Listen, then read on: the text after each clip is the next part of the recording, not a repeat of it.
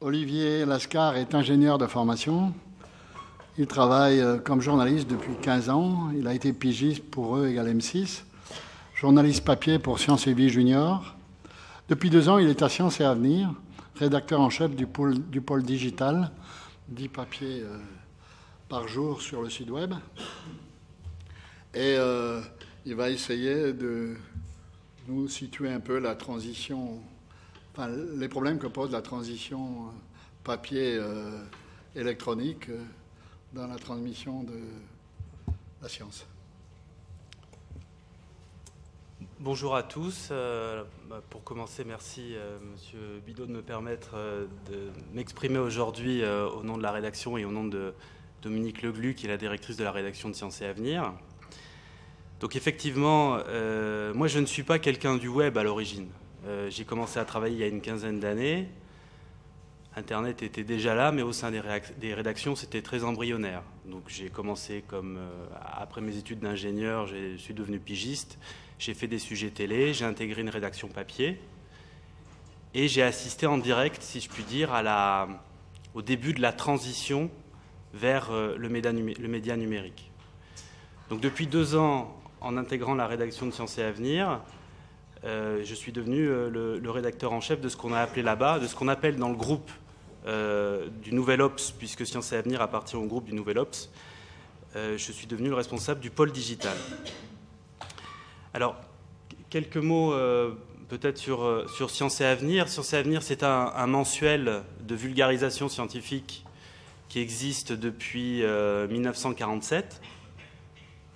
Il a été acheté dans les années 70 par Claude Perdriel, qui est un industriel passionné par la presse et les médias et qui, depuis 50 ans déjà... oui, alors il est où le mien?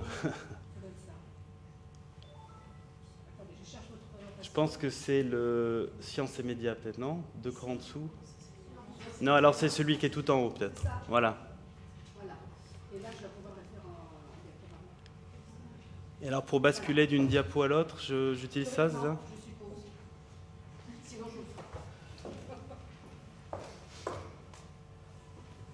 On va tester. Ça a l'air de marcher. Donc ça, c'est le dernier Sciences et Avenir avec Hubert Reeves en couverture. Donc en tout cas, le groupe de Perdriel, le groupe du Nouvel Ops, c'est finalement, j'allais dire uniquement, c'est 3 titres, le Nouvel Ops, Challenge et Sciences et Avenir, qui correspondent en fait aux 3 centres d'intérêt de Claude Perdriel, qui est lui-même ingénieur de formation. Mais ce sont ce qu'il est convenu d'appeler des médias traditionnels, des mensuels, des hebdomadaires, des journaux papier qui, au même titre que la presse, que les médias de l'audiovisuel, que la télé, la radio, ont été impactés très violemment par l'arrivée d'Internet. Et au sein du Nouvel Ops, du groupe Nouvel Ops, on a essayé de trouver des réponses, ou en tout cas des débuts de réponses, pour bien réagir face à cette révolution qui arrive et qui est en marche. Alors ces réponses, elles ne sont pas les mêmes d'un groupe à l'autre. Elles n'ont pas été les mêmes non plus dans le temps.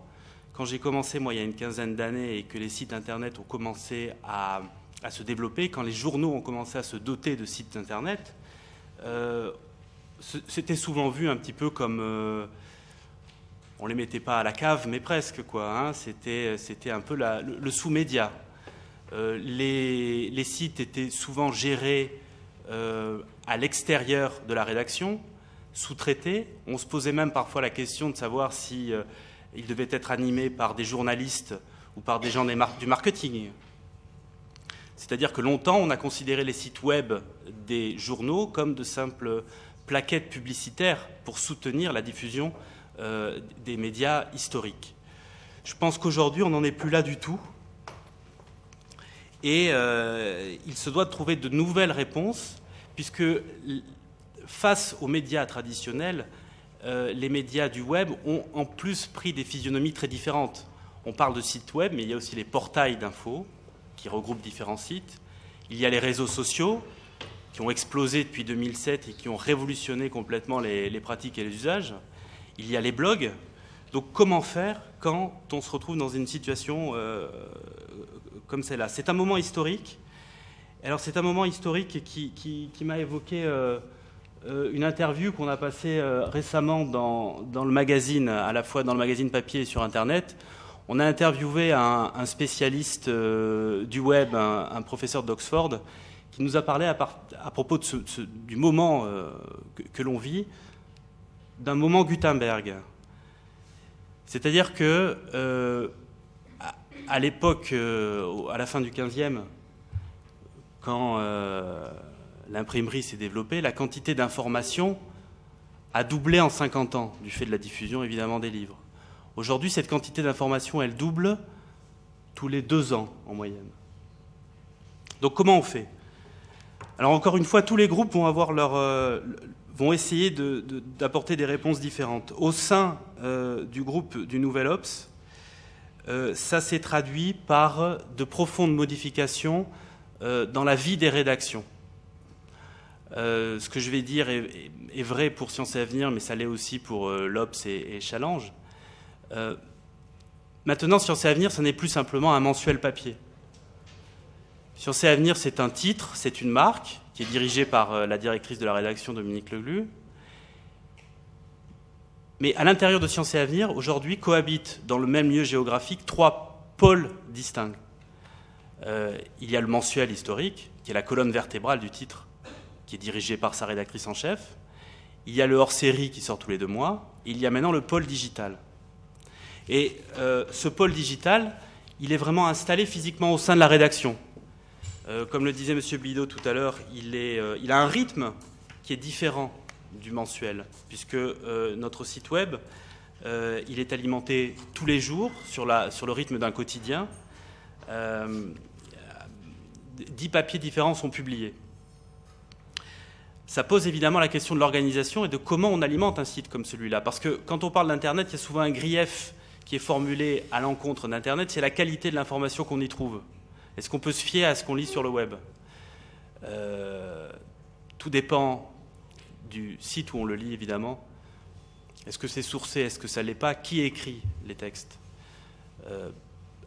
Dans un média comme Sciences et Avenir, on a choisi justement de s'appuyer sur l'expertise des journalistes qui sont au cœur de la rédaction. Les journalistes de ce qu'il est convenu maintenant d'appeler le print. Dans le journal mensuel, il y a 7-8 journalistes rédacteurs qui chacun ont leur pôle de compétences. Il y en a un qui suit depuis 15 ans l'archéologie, un autre qui suit depuis 15 ans la physique, etc. pour toutes les disciplines. Tant et si bien que dans le flux de l'actualité, au jour le jour, quand il se passe quelque chose dans ces domaines-là, on sait pouvoir s'appuyer sur des journalistes qui ont une expertise très particulière et qui vont pouvoir trouver les bons contacts, raffiner au sens de l'industrie pétrolière presque, hein, où on traite l'information, raffiner l'information et proposer une information de qualité. Donc on a une équipe d'experts qui sont là et qui sont là depuis longtemps. On a une équipe de journalistes plus polyvalents, plus généralistes. 7 personnes, c'est quand même important pour un site comme celui-là, qui travaillent au jour le jour et au quotidien sur les actus de Sciences et Avenir et qui permettent d'alimenter le média.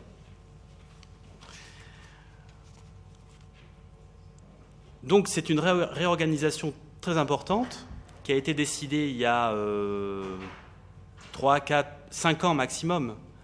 Ça peut paraître tardif par rapport à l'éclosion d'Internet et l'éclosion des nouveaux médias. On ne peut que constater que par rapport à certains autres groupes de presse, on a pourtant pris de l'avance. Parce que, encore une fois, toutes les réponses ne sont pas les mêmes selon l'endroit où on se trouve. Cette proposition nouvelle qui est faite au sein du groupe,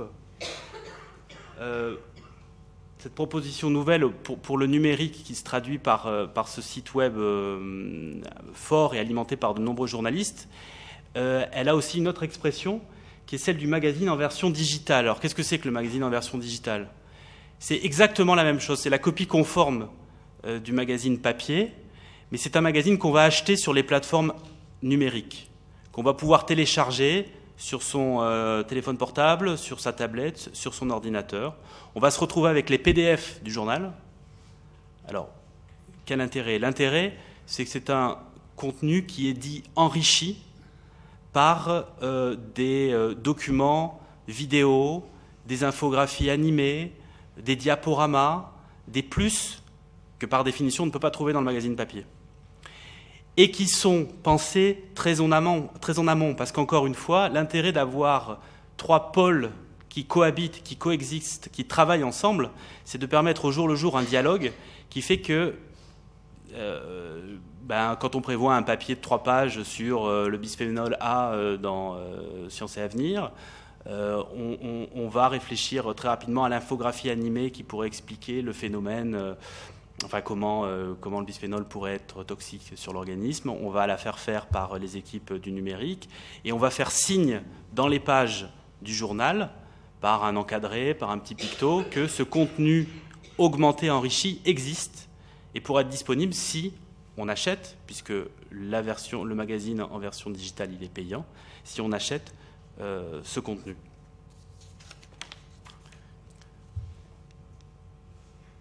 Donc voilà ce à quoi ressemble en fait le site de Sciences et Avenir. Donc on voit le flux des actus qui évolue. Chaque fois qu'une nouvelle news arrive, elle va se positionner tout en haut de la page. Et à l'arrivée, donc, ça nous fait une audience qui a été fortement consolidée ces derniers mois, puisqu'on arrive à 1 million de visiteurs uniques par mois. Ce qui fait de notre site, dans les sites de journaux traditionnels, justement, qui traitent des sciences, on est devenu le leader.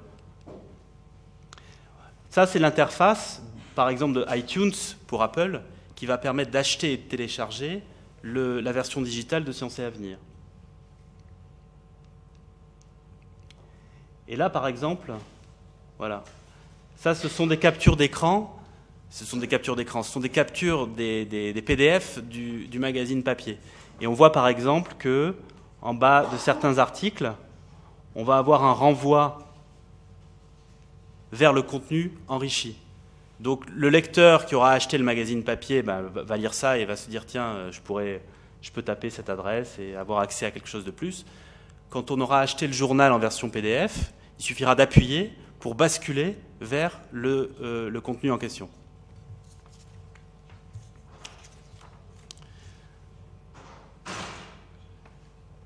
Il y a la question également des réseaux sociaux qui est très importante et qui a révolutionné les pratiques. Les sciences sont un domaine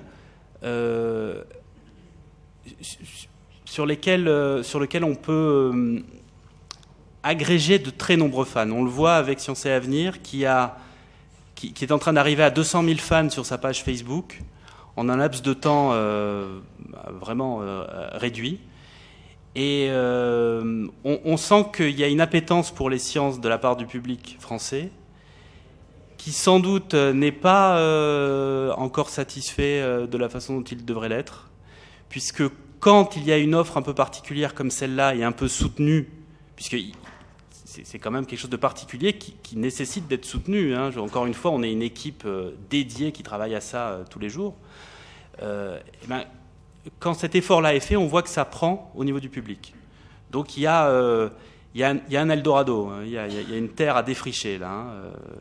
Je rejoins ce que disait tout à l'heure l'un des intervenants sur le fait que peut-être qu'on ne sait pas encore assez bien parler des sciences dans les médias généralistes.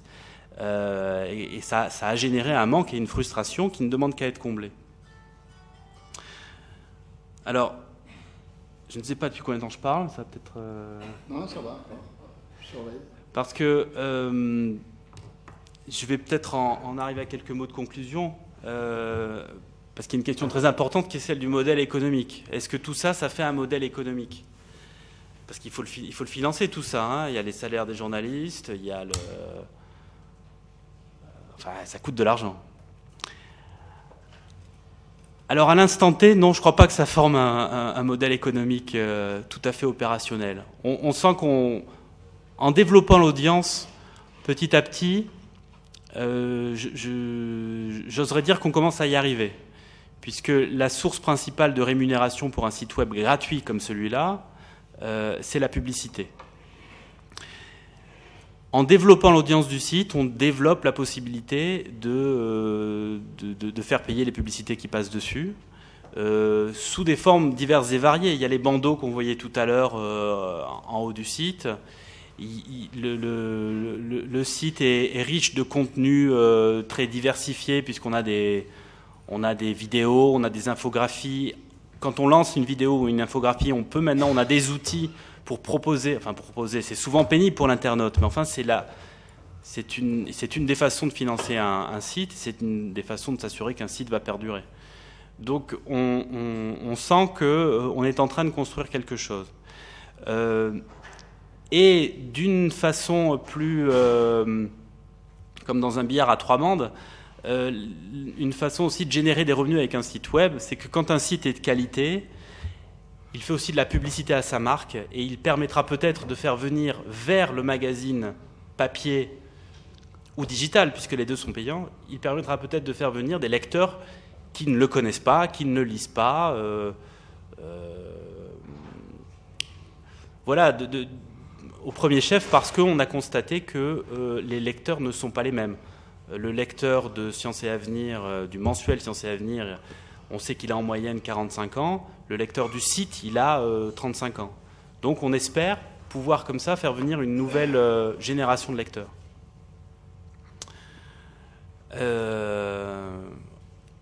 Voilà, je finirai peut-être sur une formule que j'entends souvent à la rédaction, qui est de dire que on est certes dans une entreprise privée, mais quand on est dans un média comme celui-là, un média qui parle de science, qui parle de cellules souches, qui parle de bisphénol A, qui parle de bosons de Higgs, d'ADN, enfin de tellement de choses qui impactent les gens dans la vie de tous les jours. On a beau être dans une entreprise privée, on a parfois l'impression de faire du service public. Voilà. Merci Olivier.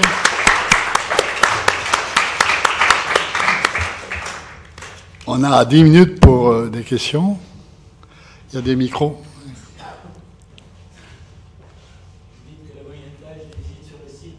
Et 35 ans, c'est embêtant. Les jeunes de 20-25 ans n'y viennent pas du tout. C'est une fraction très faible. Non. En fait, à partir de entre 25 enfin, on sait que 93% des lecteurs du site ont entre 25 et 60 ans. Et on sait notamment par différents outils, on fait des quiz, on fait des concours.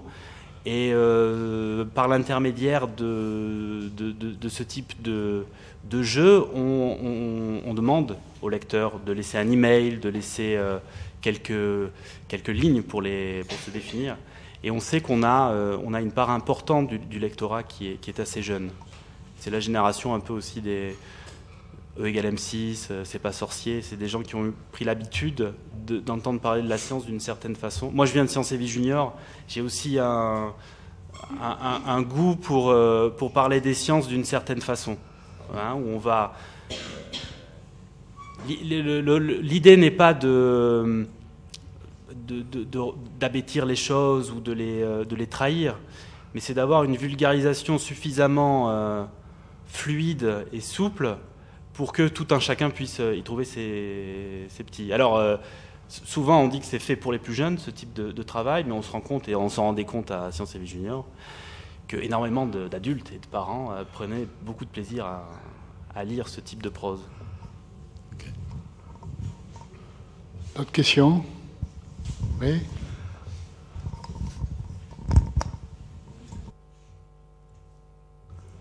Oui, pour les réseaux sociaux, en fait, c'est souvent utilisé juste pour signaler une nouvelle parution, etc. Comment on peut faire plus? En gros, qu'est-ce qui peut être d'autre que de la pub pour ce qu'il y a sur les sites ou sur le papier? Alors, c'est vrai que l'utilisation traditionnelle et première des réseaux sociaux, c'est faire de la pub pour les contenus. Mais je pense que ça, c'est la première approche et il ne faut pas se cantonner à ça, sans quoi sans quoi l'internaute il se rend très bien compte de ce qu'on lui propose, c'est-à-dire c'est un vecteur de publicité, uniquement de publicité. Donc il faut régulièrement interpeller le lecteur, lui demander son avis sur des faits de société, et en science ça ne manque pas. Lui demander son avis sur des faits qui l'ont interpellé dans la semaine écoulée, dans le mois écoulé, sur le journal lui-même. Hein, est-ce qu'il y a des papiers qui lui ont plu particulièrement, pour quelle ou quelle raison?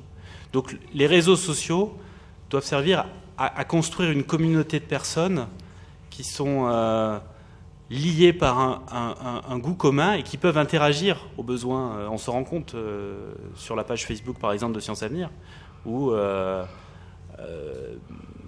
dans les commentaires quand on fait de la pub justement pour des papiers qui sont diffusés soit sur le magazine papier, soit sur le site web, les gens commencent d'abord par réagir et ensuite ils se répondent les uns aux autres. Alors en plus on a la chance sur un média comme celui-là d'avoir dans la plupart du temps des commentaires de qualité. Hein. On n'est pas assailli par ce qu'on appelle les trolls, c'est-à-dire des mauvais plaisants qui viennent là uniquement pour pourrir l'ambiance. C'est souvent le cas sur Internet. Daniel. La dame la dame a demandé la parole. Oui, mais il y a déjà...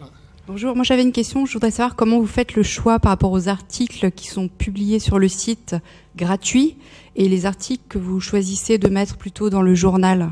Quels sont vos critères de choix ou... Ouais, ça, oui, c'est une question importante, effectivement.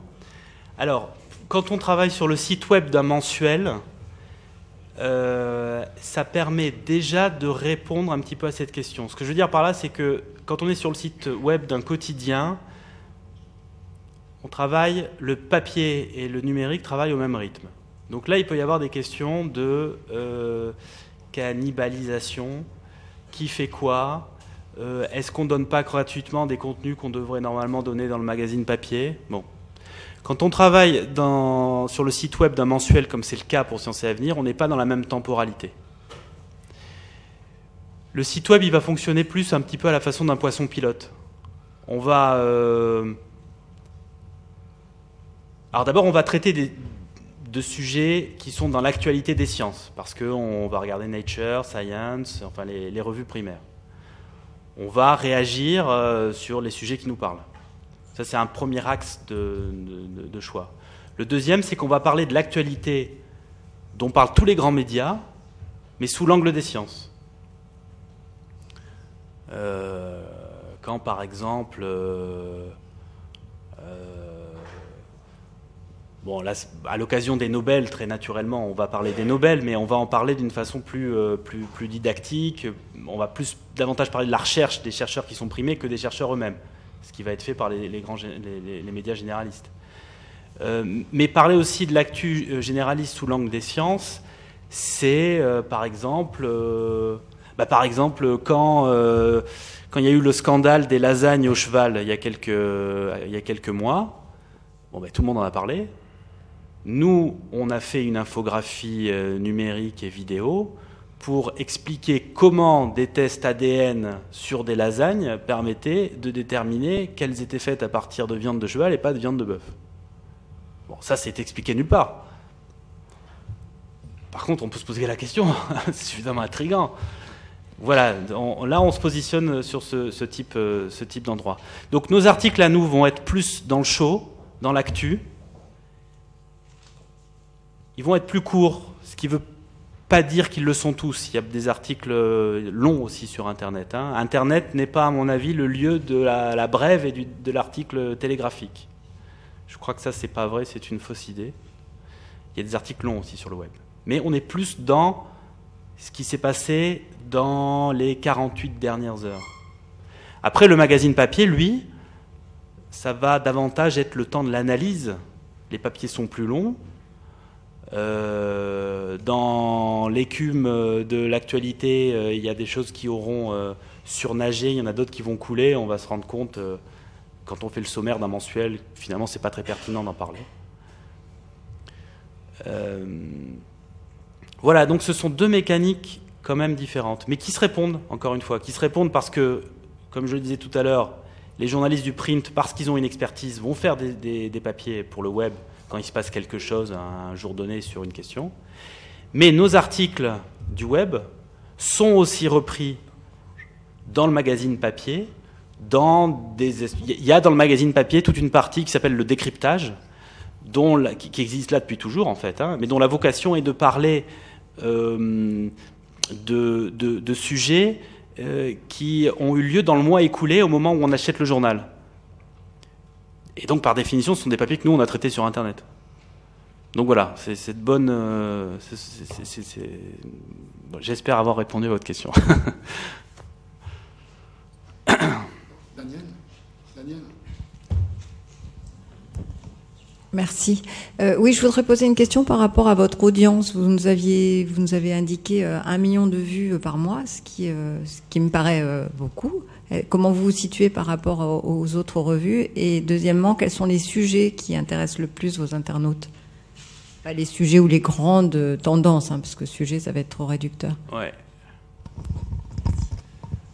Alors, pour ce qui est des médias historiques traditionnels qui se sont dotés d'un site web, nous sommes les leaders. Le plus grand, le concurrent, il y a 2 grands journaux de vulgarisation scientifique, c'est Science et Avenir et Science et Vie. Bon. Science et Vie, alors moi je connais bien Science et Vie puisque j'en viens. La politique justement liée au numérique à l'intérieur de Science et Vie, elle est radicalement différente de ce que c'est à Science et Avenir. Bon. Peu ou prou, Science et Vie a décidé de ne rien faire, quoi. Voilà. Après, il y a d'autres journaux, il y a La Recherche, il y a Pour la Science qui sont des journaux excellents, et qui sont des journaux qui sont faits par des gens excellents eux-mêmes. Mais le problème, c'est toujours le problème de la direction. Le groupe Nouvel Obs est animé encore par un homme qui est un industriel, qui a fait carrière dans l'industrie, mais qui est authentiquement un passionné des sciences.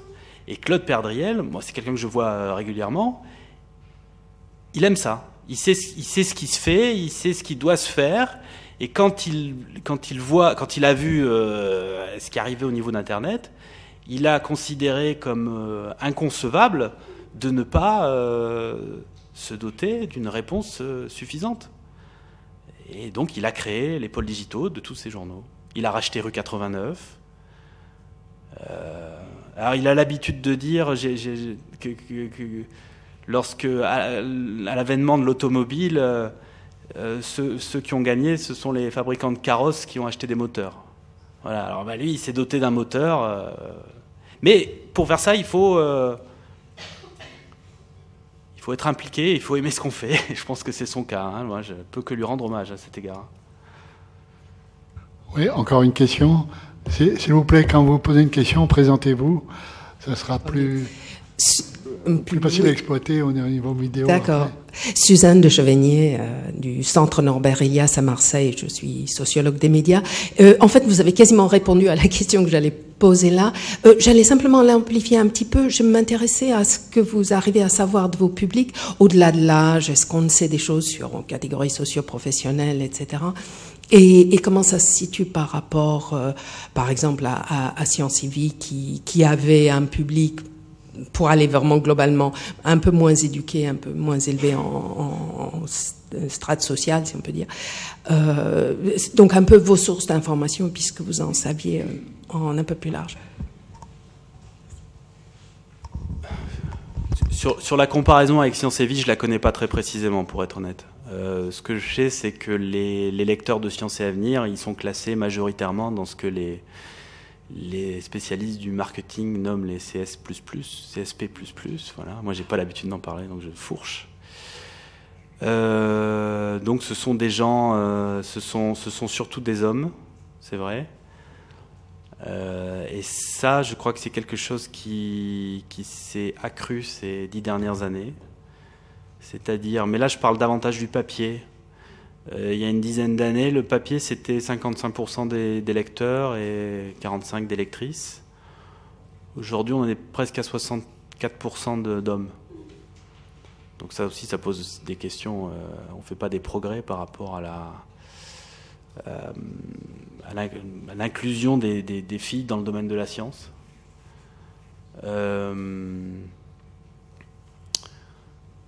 Voilà, surtout des hommes, des urbains, avec plutôt une bonne rémunération, grosso modo, voilà ce que je peux en dire.